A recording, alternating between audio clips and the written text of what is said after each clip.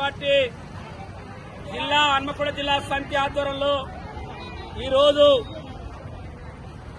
గత 15 రోజుల నుంచి మండలాలుగా దాదాపు 14 మండలాలున్న సందర్భంగా భూపోటాలుగా 17 ప్రాంతాల్లో భూపోటాలు నిర్వహించే వేలాది మంది ఇళ్ల స్థలాలు లేక పక్కా ఇళ్లు నిర్మాణంకై డబుల్ బెడ్రూమ్ పంపిణీ చేయాలని భారత కమ్యూనిస్ట్ పార్టీ ఆధ్వర్యంలో ఈ జిల్లాలో అనేక మండలాల్లో ధర్నాలు నిర్వహించి అధికారులకు విన్నవించడం జరిగింది.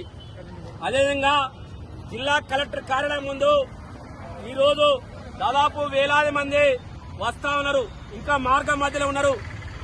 అయ్యా రేవంత్ రెడ్డి గారు, ఇప్పటికే మీరు వచ్చి 4 నెలలు అయిపోతా ఉన్నాయి.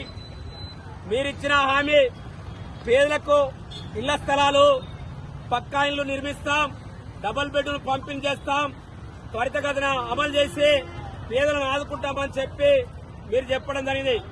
మీరు వీరి గోస, వీరి ఆవేదన, వీరి బాధ మీరు అర్థం చేసుకోవాలని, అదేవిధంగా కేంద్రంలో ఉన్నటువంటి ఎన్డీఏ ప్రభుత్వం, బీజేపీ ప్రభుత్వం రాష్ట్రంతో పాటు గతంలో ఇందిరమ్మ ఇళ్ల పేరు మీద కేంద్ర ప్రభుత్వంలో ఉన్నటువంటి గతంలో యూపీఏ ప్రభుత్వం పేదలకు ఇళ్ల స్థలాలు అదేవిధంగా పక్కా గృహాలకు డబ్బులు పంపిణీ చేసింది జరిగింది.